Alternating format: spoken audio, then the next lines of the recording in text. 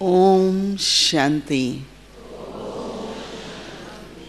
Translation, you getting?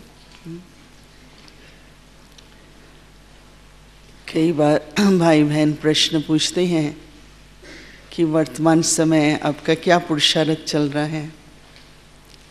ऐसे तो बाबा ने इस बार कहा भी है कि बाप समान बनना है, लेकिन उसमें भी ज़्यादा जो प्रैक्टिस चाहिए, तो मैंने कुछ समय पहले कहा कि देही अभिमानी बनने का अभ्यास करती हूँ। तो कहा 50 साल के बाद भी आपको यही अभ्यास करते हैं।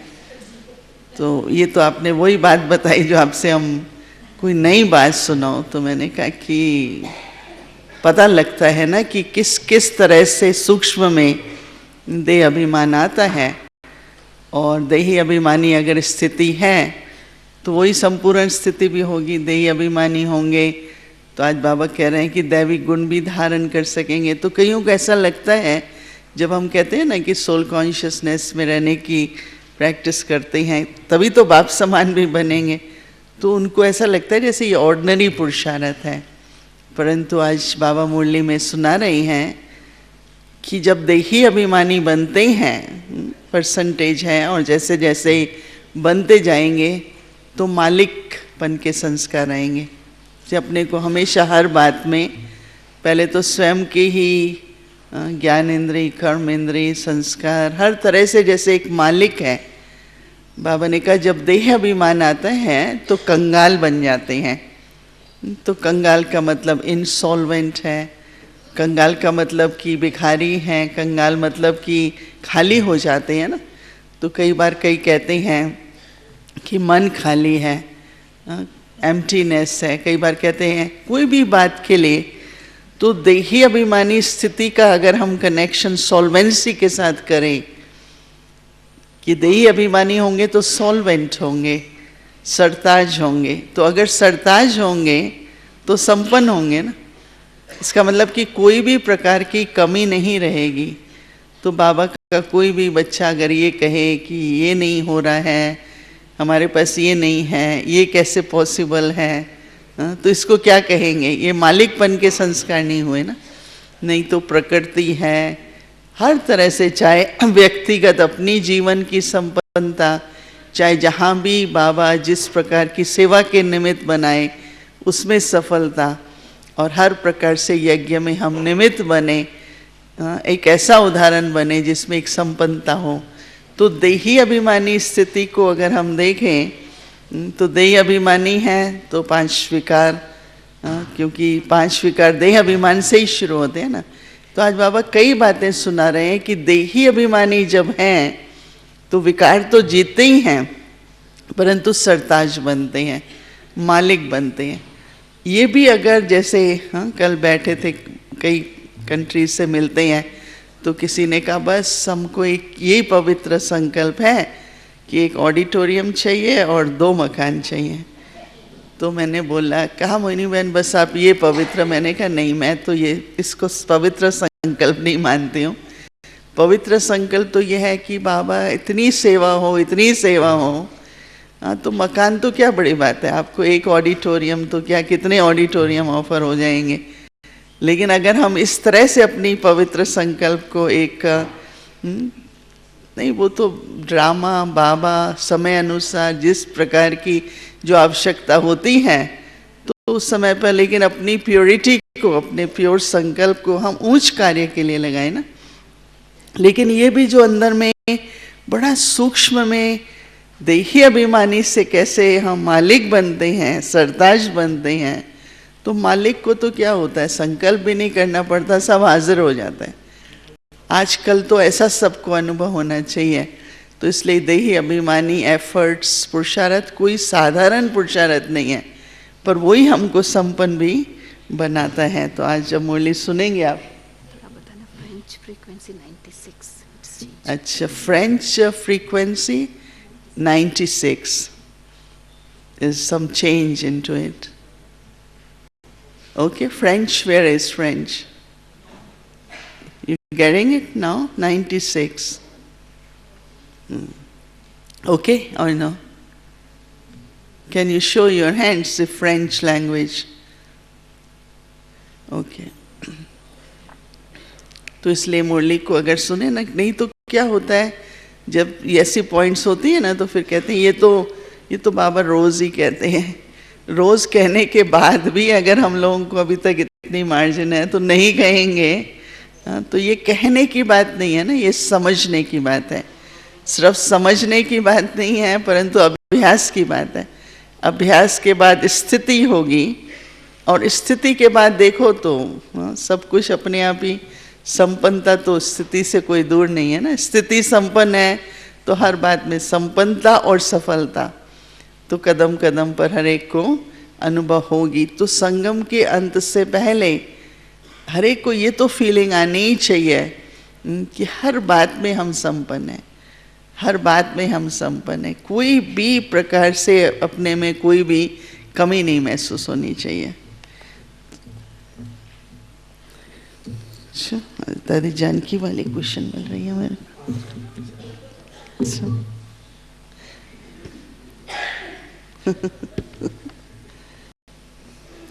अच्छा, ये थोड़ा स्लिप हो रहा है ना वोट फ्लो। मीठे बच्चे, आत्म अभिमानी विश्व का मालिक बनता है, देह अभिमान कंगाल बना देता है। इसलिए आत्म अभिमानी भव। तो गहराई में जाओ, इसके बहुत अनुभव होंगे।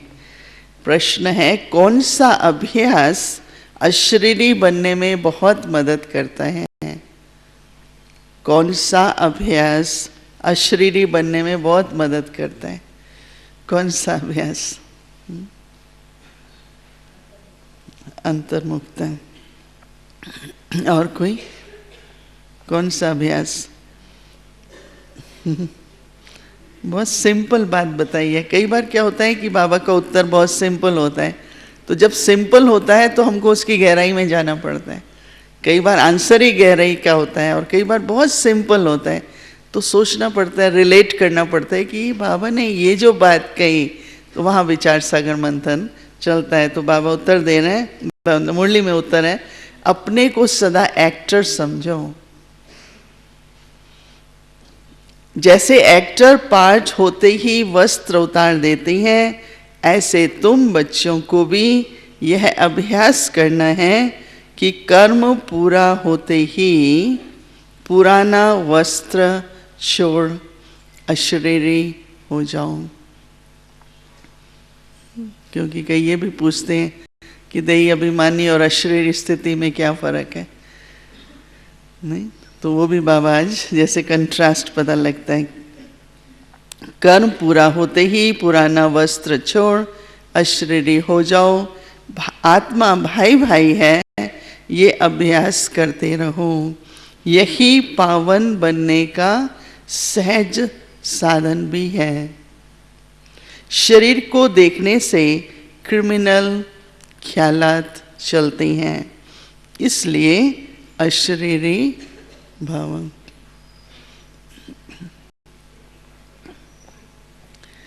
ओम शांति। बाप बच्चों को समझाते हैं क्योंकि बच्चे बहुत बेसमझ हो गए हैं। 5000 वर्ष पहले भी तुमको समझाया था और साथ साथ दैवी कर्म भी सिखलाए थे। तुम देवी देवता धर्म में आए थे और फिर ड्रामा प्लान अनुसार पुनर्जन्म लेते लेते और कलाएं कम होते होते, कई कारण पूछते हैं क्या हुआ, पुनर्जन्म लेते लेते कलाएं कमती होते होते यहाँ प्रैक्टिकली बिल्कुल ही नील कला हो गई है, क्योंकि ये है तमो प्रधान रावण राज्य। यह रावण राज्य भी पहले सतो प्रधान था। द्वापर के शुरू में, द्वापर के अंत में और अब के में, अब हर साल क्या हर महीने फर्क पता लग रहा है कि कैसे तमो प्रधान है। तो हर तरह से क्या कंगाल होते जाते हैं। तो ये रावण राज्य भी पहले सतो प्रधान था, फिर सतो रजो तमो बना है, अब तो बिल्कुल ही तमो प्रधान है। अब इसका अंत है। रावण राज्य को कहती हैं आसुरी राज्य। रावण को जलाने का फैशन भारत में ही है। राम राज्य और रावण राज्य भी भारतवासी कहती हैं। तो राम राज्य होता है सतयुग में और रावण राज्य है कलयुग में। तो ये बड़ी समझने की बातें हैं। बाबा को वंडर लगता है कि अच्छे अच्छे बच्चे पूरी रीति न समझने के कारण क्या करते हैं, कैसे पता चले कि हम समझ रहे हैं, समझदार बन रहे हैं, और कैसे पता चले पूरा नहीं समझ रहे हैं। अच्छे अच्छे बच्चे पूरी रीति न समझने के कारण अपनी तकदीर को लकीर लगा देते हैं। फिर क्या होता है, कैसे पता चले कि लकीर लग रही है? फिर रावण के अवगुण चटक पड़ते हैं। दैवी अभिमानी है तो दैवी गुण होंगे, नहीं तो माया के अवगुण चटक पड़ते हैं। दैवी गुणों का खुद भी वर्णन करते हैं।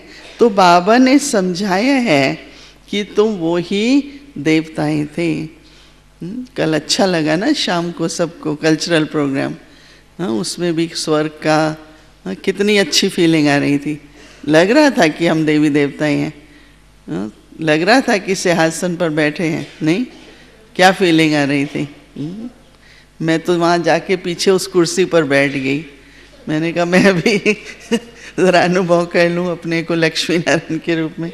इधर साइड में रखी थी तो मैंने कहा ये तो बहुत अच्छी कुर्सी है, बहुत आराम से बैठे। हाँ, ये तो देखो संगम युग पर इसी तरह के संस्कार इमर्ज करने हैं ना।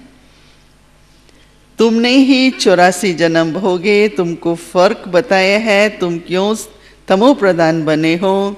यह है रावण का राज्य। रावण है सबसे बड़ा दुश्मन, जिसने ही भारत को इतना कंगाल तमो प्रधान बनाया है। राम राज्य में इतने आदमी नहीं होते हैं, वहाँ तो एक ही धर्म होता है। यहाँ तो सब में भूतों की प्रवेशता है। क्रोध, लोभ, मोह का भूत है ना। हम अविनाशी हैं, ये शरीर विनाशी है, यह भूल जाते हैं। ये भी एक पॉइंट है दैवी अभिमानी बनने में।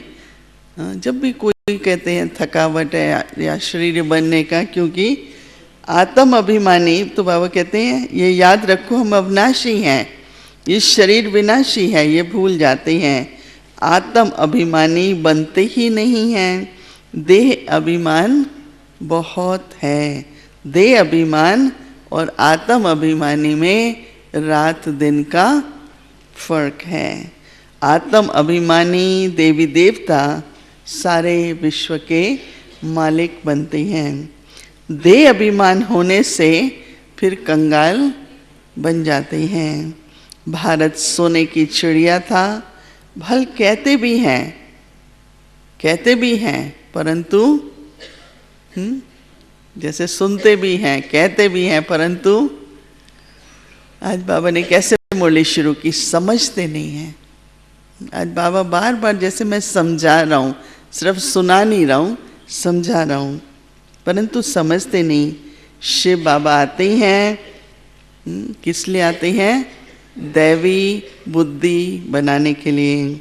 बाबा कहते हैं मीठे मीठे बच्चों, तुमको मैं विश्व का मालिक बनाता हूँ। ये लक्ष्मी नारायण विश्व के मालिक थे। कब सुना कि इन्हों को राजाई किसने दी? क्योंकि ऊपर से आए, हाँ, तो ऐसा समझते हैं भगवान के अवतार हैं, परंतु राजाई जिसको मिलती है तो कुछ कर्म करके मिली होगी ना। किसने राजाई दी? उन्होंने कौन सा ऐसा कर्म किया जो इतना ऊंच पद पाया? कर्मों की बात है ना। मनुष्य आश्रय कर्म करते हैं तो कर्म विकर्म बन जाता है। सतयुग में कर्म होता है, क्या होता है सतयुग में कर्म? अकर्म होता है। और संगम युग पे कर्म सुकर्म होता है। हाँ, सिर्फ संगम युग पर ही कर्म सुकर्म होता है। वहाँ कर्मों का खाता नहीं है। क्यों अकर्मी है? चाहे कर्म करते भी हैं, कोई खाता नहीं है वहाँ पर।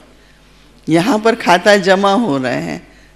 तो सतयुग में बेशक माइनस तो होता है, लेकिन वहाँ कर्मों का खाता होता नहीं है। कितनी अच्छी बात है सोचने की कि वहाँ खाता नहीं है।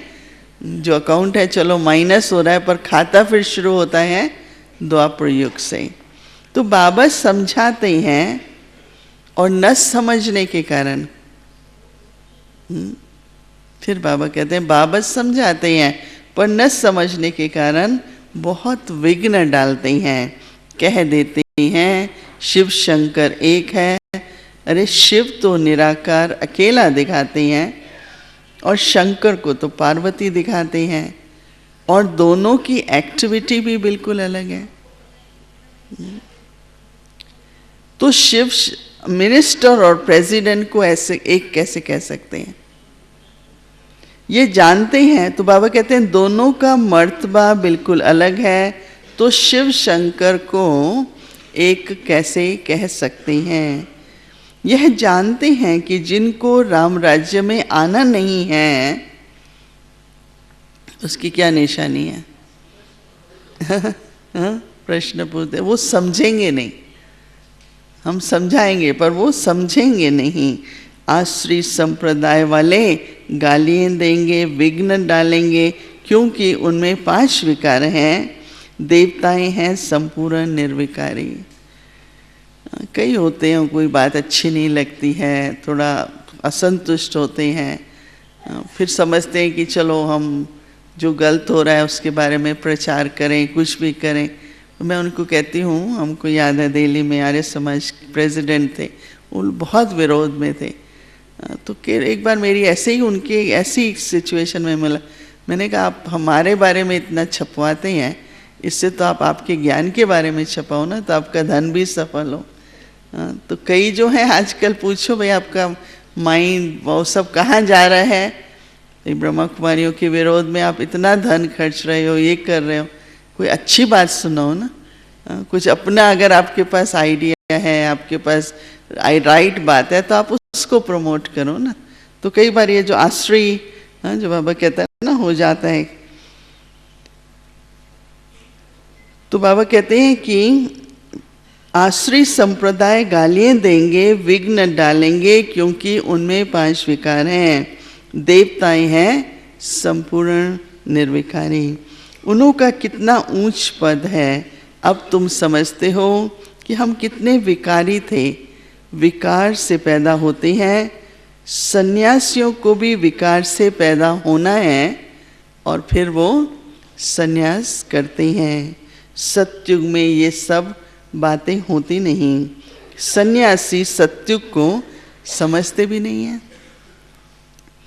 सन्यासी संस्कार वाले अभी भी कहते हैं ये क्यों बात करते हो, क्यों आप लोग महलों की बातें करते हो। तो इस तरह से वो अभी भी उनको संस्कार नहीं होते हैं। जैसे कहते हैं कि कृष्ण हाजरा हजूर है, राधे भी हाजरा हजूर है, अनेक मत मतांतर अनेक धर्म हैं, आधा कल्प दैवी मत चलती है, तो अब तुमको वह मत मिल रही है। ईश्वरी मत है, फिर हमारी हो जाती है दैवी मत। तो बाबा कहते हैं तुम ही ब्रह्मा मुख वंशावली, फिर विष्णु वंशी और चंद्रवंशी बनते हैं। वह दोनों डायनेस्टी और एक ब्राह्मण कुल कहेंगे, क्योंकि इनको डायनेस्टी नहीं कहेंगे। इनकी कोई राजाई तो नहीं होती ना। तो यह भी तुम समझते हो, और तुम्हारे में भी कोई समझते हैं, और कोई तो सुधरता ही नहीं है। क्योंकि कोई ना कोई भूत है, लोभ का भूत होगा, क्रोध का भूत है, और सत्युग में कोई भी भूत नहीं होता है। तो इन भूतों का ज़्यादा ध्यान रखना है। इन भूतों का ध्यान रखेंगे तो दूसरे भूत नहीं आएंगे, नहीं तो फिर दूसरे भी लग जाते हैं। तो सत्युग में होते हैं देवताएं जो बहुत सुखी होते हैं, दुख देने वाले ये भूत ही हैं।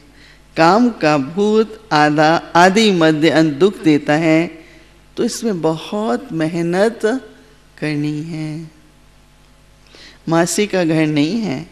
बाबा कहते रहते हैं भाई बहन समझो तो कभी भी क्रिमिनल दृष्टि न जाए। हर बात में किस बात की आवश्यकता है? क्या क्या जरूरत है? हर कदम पर किस बात की आवश्यकता है? अटेंशन की। और बाबा कहते हैं हिम्मत चाहिए। बहुत हिम्मत हार जाते हैं, चेहरा देखते हैं उनके तो ऐसा लगता है कि क्या हुआ। यहाँ है मधुबन में, सोच रहे हैं वहाँ जाके क्या होगा, कहीं यहाँ से ले लो, वहाँ जाएंगे तो चेंज होगा ना। फिर अगर यहीं नहीं चेंज होंगे तो फिर जाके तो नेचुरली ख्याल रहता है वहाँ जाएंगे तो फिर सेम होगा। सेम क्यों होगा? कोई दिन सेम होता है क्या? लेकिन खुद में वो चेंज चाहिए होती है। तो हर बात में हिम्मत चाहिए। कई कहते हैं शादी नहीं करोगे तो निकलो घर से बाहर, तो हिम्मत चाहिए। अपनी जांच भी की जाती है। हमारे पास बहुत सारे आईटी के कुमार आते हैं, बहुत सारे हैं। तो आते हैं कई नौकरी के कारण, कई बंधन होता है तो सोचते हैं बाहर जॉब मिले।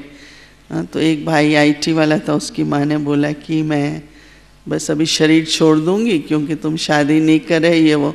तो उसने कहा ज़रा ठहर के छोड़ना क्योंकि अभी मुझे छुट्टी नहीं मिल रही है, तो ज़रा बता के छोड़ना, मैं आ भी सकूँ ना आपके सारे जो मुझे क्रियाक्रम करना है। तो मैंने बोला तुमने सच मुझे ऐसे बोला? कहा मैंने बोला अभी जॉब से मैं नहीं आ सकता हूँ, तो अभी नहीं, शरीर छोड़ो, थोड़ा रुक जाओ, हाँ फिर हम प्लान करेंगे ठीक से। लेकिन वो भाई थोड़ा बोलता भी ना जैसे जो हंसी मजाक में बोलता है, तो उनको पता होगा उसकी फैमिली को कि हंसी मजाक करता ही है ये बचपन से। तो फिर वो अभी आया हूँ माँ बाप से मिलने के लिए, तो उसकी माँ ने बोला उसकी माँ भी मतलब जैसे माँ संस्कार ऐसे थे, तो मतलब कहने का कि कुछ अच्छा ही प्रभाव पड़ा। मतलब डर जाओ ना हर बात में, बाहर निकाल देंगे, ये कर देंगे, वो कर देंगे। फिर वो लोग कहने लगे नहीं हम भी ऐसे ही। एक और कन्या डॉक्टर आई, बहुत बंधन में थी, बेंगलोर की थी, तो वो तो आते ही सेंटर पे रही, फिर बता दिया अपने माँ बाप को। तो उन 1 मिनट गुस्सा होते हैं, बाद में फिर कहने लगे नहीं नहीं ये तो बहुत ठीक है ये है। तो डरने की बात नहीं है। अगर आपकी जीवन है तो आपकी आप चॉइस तो है ना आपको। तो इसलिए बाबा कहते हैं हिम्मत चाहिए, अपनी जांच भी की जाती है। तो तुम बच्चे बहुत पद्मा पदम भाग्यशाली बन रहे हो। यह सब कुछ खत्म हो जाएगा, सब कुछ मिट्टी में मिल जाना है। कोई तो अच्छी हिम्मत रख चल पड़ते हैं। ये 2-3 दिन में बहुत बैंक्स गई हैं। तो एक बैंक गई है एक देश की, कैरेबियन में, हेमलता बहन बता रही थी, पर जितना भी कुछ टिकट्स ली, बहुत सारी टिकट्स ली उन्होंने, तो सब टिकट्स में यूज़ कर लिया। सिर्फ $500 रहते थे और दूसरे दिन बैंक चली गई। तो रियली आजकल कुछ पता नहीं लगता है। और कई बड़े देशों में तो बेल आउट करती है गवर्नमेंट, 40% 60% अपना नेशनलाइज कर देते हैं। लेकिन आजकल तो रियली कोई भरोसा ही नहीं है। रोज़ मेरे को कोई ना कोई आके न्यूज़ देता है कि हमारे देश में ये बैंक गई, ये गई, हो गई। तो इसलिए बाबा तो कहते ही हैं ना कि सब कुछ मिट्टी में मिल जाना है। कोई तो अच्छी हिम्मत रख चल पड़ते हैं, कोई तो हिम्मत रख कर फिर फेल हो जाते हैं। तो बाप हर बात में समझाते हैं, परंतु नहीं करते तो समझा जाता है। पहले बाबा ने कहा नहीं करते क्योंकि समझते नहीं। अभी बाबा कहते हैं नहीं करते तो समझा जाता है पूरा योग नहीं है। तो जितना सुन के समझना जरूरी है, उतना योग में रह के समझना ज़रूरी है। पूरा योग नहीं है। भारत का प्राचीन राजयोग तो मशहूर है, इस योग से तुम विश्व के मालिक बनते हो। यह पढ़ाई है सोर्स ऑफ इनकम, पढ़ाई में नंबरवार तुम ऊंच पद पाते हो। भाई बहन के संबंध में बुद्धि चलायमान होती है, इसलिए बाबा इससे भी ऊंच ले जाते हैं कि अपने को आत्मा समझो, दूसरे को भी आत्मा, भाई भाई समझो। हम सब भाई भाई हैं तो दूसरी दृष्टि जाएगी नहीं। शरीर को देखने से क्रिमिनल ख्यालात आती हैं। बाबा कहते हैं बच्चे, अशरीरी भाव देही अभिमानी भाव। अपने को आत्मा समझो। आत्मा अविनाशी है, शरीर से पार्ट बजाया फिर शरीर से अलग हो जाना चाहिए। वह एक्टर्स पार्ट पूरा कर कपड़ा बदली कर देती हैं। तुमको भी अब पुराना कपड़ा उतार नया कपड़ा पहनना है। तो इस समय आत्मा तमो प्रधान है तो शरीर भी तमो प्रधान है। तमो प्रधान आत्मा मुक्ति में नहीं जा सकती। पवित्र हो तब जाए, तो अपवित्र आत्मा वापस नहीं जा सकती। यह झूठ बोलते हैं कि फलाना ब्रह्म में लीन हुआ, एक भी जा नहीं सकता। वहाँ जैसे सिजरा बना हुआ है वैसे ही रहता है। ये तुम ब्राह्मण बच्चे जानते हो, गीता में ब्राह्मणों का नाम कुछ भी दिखाया नहीं है। यादव, कौरव, पांडव सब है, लेकिन ब्राह्मणों का नाम नहीं है। यह तो समझते हैं कि प्रजापिता ब्रह्मा के तन में प्रवेश करता हूँ। प्रवेश करता हूँ, क्यों करता हूँ, किस लिए प्रवेश करता है बाबा? हाँ, बाबा कहते हैं ज़रूर एडॉप्शन चाहिए ना, एडॉप्ट करने के लिए मैं आता हूँ। नहीं तो ऊपर से भी रच सकते हैं, पर आता हूँ, एडॉप्ट करता हूँ ना। यह ब्राह्मण है, वह ब्राह्मण है विकारी और तुम हो निर्विकारी। निर्विकारी बनने में बहुत सितम सहन करने पड़ते हैं। यह नाम रूप देखने में बहुतों को विकल्प आते हैं। भाई बहन के संबंध में भी गिर पड़ते हैं। लिखते हैं बाबा हम गिर पड़े, काला मुंह कर दिया। बाबा कहते हैं वहाँ हमने कहा भाई बहन होकर रहो, तुमने तो फिर ये खराब काम कर लिया। क्योंकि फैमिलियरिटी के संस्कार होते हैं, बैठते हैं, खाते हैं, टाइम स्पेंड करते हैं, तो उसमें फिर अट्रैक्शन हो जाती है। बाबा तो हमने कहा भाई बहन होके रहो, तुमने ये खराब काम किया, उसकी फिर बड़ी कड़ी सज़ा मिल जाती है। वैसे कोई किसको खराब करते हैं तो जेल में डाला जाता है। भारत पवित्र था, जो मैंने स्थापन किया उसका नाम है शिवालय। ये ज्ञान भी कोई में नहीं है। बाकी शास्त्र आदि जो है वह सब भक्ति मार्ग के कर्म कांड हैं। सत्युग में सब सदगति में है, इसलिए वहाँ पर क्या नहीं करना पड़ेगा सत्युग में? हाँ, भोजन भी करेंगे, सब कुछ करेंगे, लेकिन हाँ क्या नहीं करेंगे? पुरुषार्थ नहीं करेंगे। वह कहता है सत्युग में पुरुषार्थ नहीं करते, यहाँ सब गति सदगति के लिए पुरुषार्थ करते हैं। क्योंकि दुर्गति में है ना, तो गंगा स्नान करने जाते हैं तो गंगा का पानी सदगति देगा क्या? वह पावन बनाएगा क्या? कुछ भी जानते नहीं हैं। और तुम्हारे में भी क्या है? नंबरवार हैं। कोई तो खुद ही नहीं समझते तो दूसरों को क्या समझाएंगे? इसलिए बाबा उनको कहीं भेजता नहीं है। सबकी इच्छा होती है हमको निमंत्रण मिले, जाएं, उधर जाएं, पर समझा सकें तो बाबा भी भेजें। गाते रहते हैं बाबा आप आएंगे तो आपकी श्रीमत पर चलकर देवता बनेंगे। देवता ही रहते हैं सत्युग और त्रेता में। यहाँ तो सबसे जास्ती काम विकार में फंसे हुए हैं। काम विकार बिगड़ रह नहीं सकते हैं। यह विकार कोई विकार को ऐसे समझते हैं जैसे माई बाप का वर्षा है। यहाँ तुमको मिलता है राम का वर्षा, पवित्रता का यहाँ वर्षा मिलता है। वहाँ पर विकार की कोई बात नहीं है।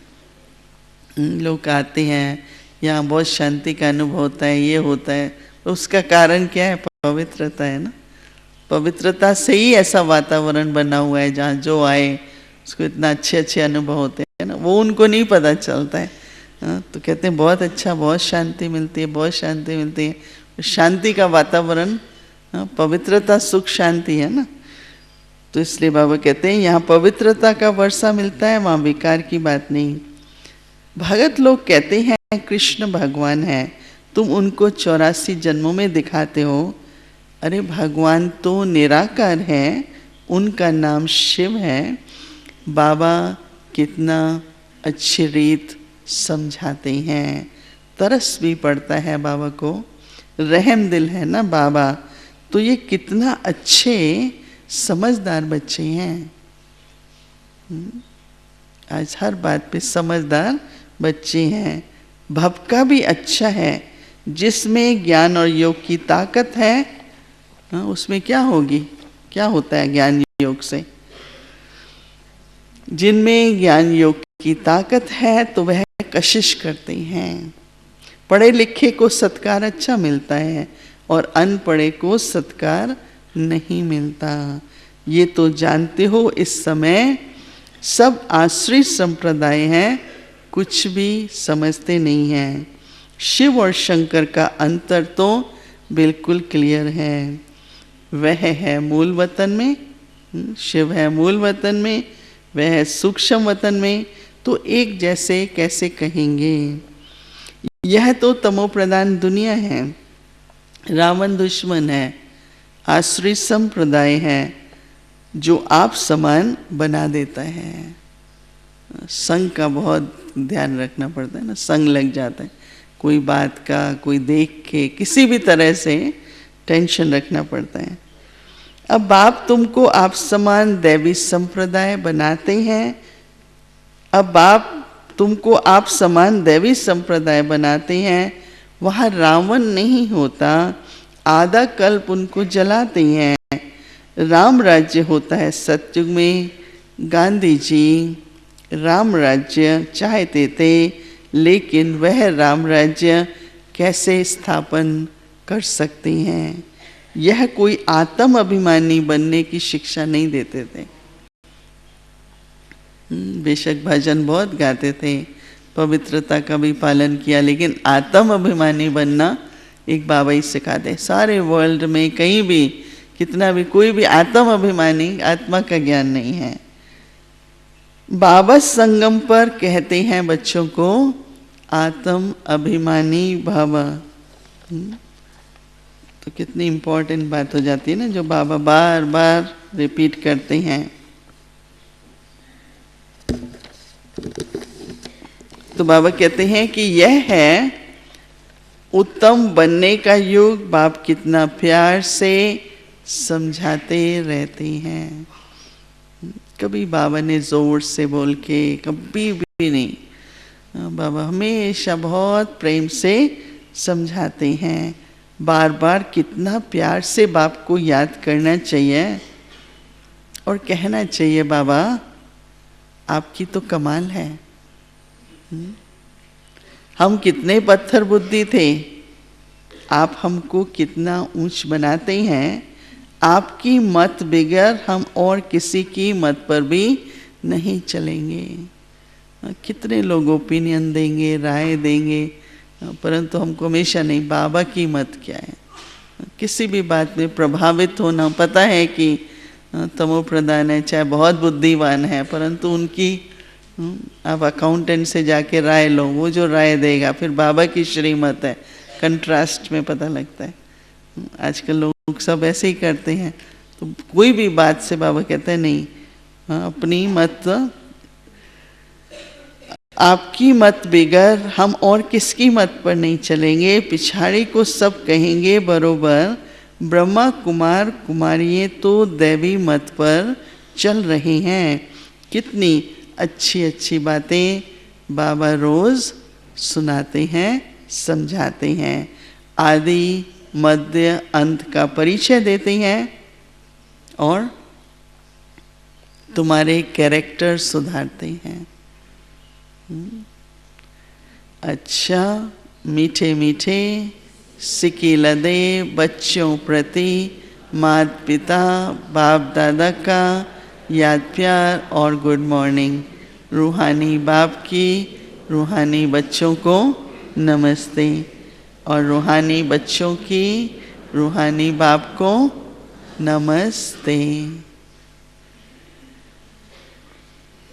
धारणा के लिए मुख्य सार है, दृष्टि को शुद्ध पवित्र बनाने के लिए किसी के भी नाम रूप को न देख अशरीरी बनने का अभ्यास करना है।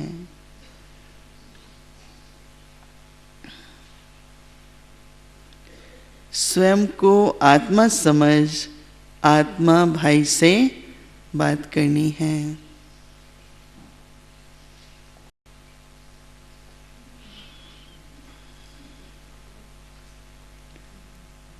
दूसरा, सर्व का सत्कार प्राप्त करने के लिए ज्ञान योग की ताकत धारण करनी है।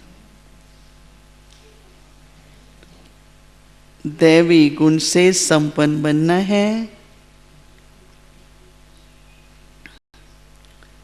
कैरेक्टर सुधारने की सेवा करनी है।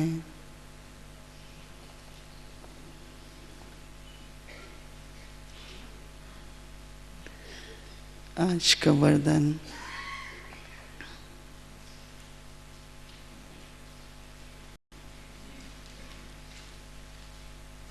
सर्व प्राप्तियों की स्मृति में इमर्ज रख। सर्व प्राप्तियों को स्मृति में इमर्ज रख। सदा संपन्न रहने वाली संतुष्ट आत्मा भव। सर्व प्राप्तियों को स्मृति में इमर्ज रख। सदा संपन्न रहने वाली संतुष्ट आत्मा भव। संगम युग पर बाप दादा द्वारा जो भी प्राप्तियां हुई हैं उनकी स्मृति इमर्ज रूप में रहे।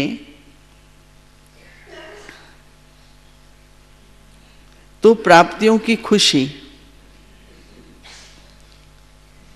कभी नीचे हलचल में नहीं लाएगी।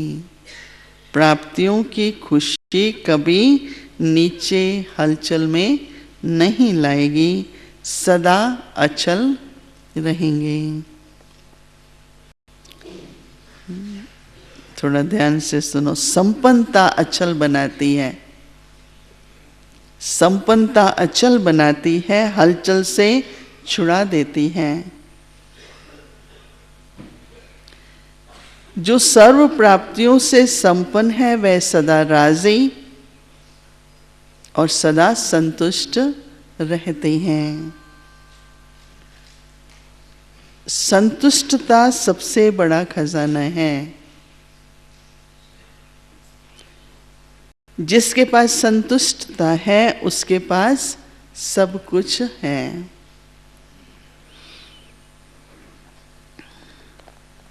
वह यही गीत गाते रहते हैं कि पाना था वो पा लिया। खुशी में रहते हैं, गीत गाते हैं, जो पाना था सो पा लिया। आज का स्लोगन है, मोहब्बत के झूले में बैठ जाओ। मोहब्बत के झूले में बैठ जाओ तो मेहनत आप ही छूट जाएगी। एक बात कहना चाहते हैं कि हमारे पास कई भारतवासी भाई बहन इमॉर्टलिटी बुक खरीदना चाहते हैं या लेना चाहते हैं, पर हमारे पास बहुत लिमिटेड संख्या है इस समय पर, तो इसलिए डबल विदेशी भाई बहन सब दूर से आए हैं और उनको कई बार ले जाने में इसमें खर्चा भी ज़्यादा होता है, तो इसलिए यहाँ पर जो शिपमेंट मंगाई है वो विदेश के भाई बहनों के लिए खास आई है। और दूसरा, जब ड्राफ्ट बना था, दादी जानकी ने ये किताब 3 बार पढ़ी है, तो पहली बार उसने ये कमेंट दिया कि हर ब्राह्मण को विदेश में कोर्स कराने के लिए ये किताब पढ़नी चाहिए, क्योंकि एक एक लेसन जो है वो किस तरह से बाबा समझाते हैं और कैसी कैसी पॉइंट्स जिसमें हर धर्म वाले को समझा सकें। क्योंकि कई बार क्या होता है, सिर्फ बहुत एब्स्ट्रैक्ट में सुनाते हैं ना, पर सब सुनाएं भी, तो इसलिए डबल विदेशियों के लिए लाएं। फिर दादी को बहुत है कि हर देश की जो भी लाइब्रेरीज़ हैं, तो कहते हैं कि अगर 3 लोग रिक्वेस्ट करें एक लाइब्रेरी में जाके, तो वो लाइब्रेरी वो किताब खरीदती है। तो लाइब्रेरीज़ के लिए भी दादी जानकी का बहुत विचार था। कल भी वो यही कह रही थी कि किस तरह से सारे विश्व में, तो ये नहीं कि ये सिर्फ आपकी फैमिली के लिए, संपर्क वालों के लिए, लेकिन खुद के लिए भी अगर आप पढ़ेंगे तो जैसे आपको कई तरह की स्पष्टीकरण भी होता है। तो इसलिए मुझे ऐसा पता चला कल कि कई भाई बहन भारतवर्षवासी भी जाते हैं, पर वो फिर हम लोग बाद में कुछ अरेंज करेंगे। लेकिन अभी जो है वो ये किताबें डबल विदेशी भाई बहनों के लिए ही है। हाँ? हम लोग अप्रैल तक देंगे ना, अप्रैल तक देंगे। और क्या है कि पार्टीज है ना, तो 2-2, 4-4 ले जाना इजी रहता है, तो इसलिए हम लोगों ने शिपमेंट ही सीधा यहाँ मंगाई थी इस हिसाब से। और जो बाकी शिपमेंट है वो सारी पीस विलेज में है और कुछ लंदन और ऑस्ट्रेलिया की पब्लिशिंग हाउस में भी हैं। तो वो लिमिटेड संख्या है, इसलिए हमने सोचा कि यहाँ से सेंटर्स को अगर चाहिए, तो आपको मालूम है सेंटर्स के इंचार्ज जब लेते हैं तो उसका प्राइस अलग होता है, इंडिविजुअली लेते हैं। तो इस हिसाब से थोड़ी कल इंक्वायरी हो रही थी और जूलिया और रीटा कर रहे थे, वो चले गए हैं, अभी नए लोग हैं, तो ये प्रश्न पूछते हैं, तो मैंने सोचा मैं खुद ही इसके बारे में बताऊं। ओम शांति।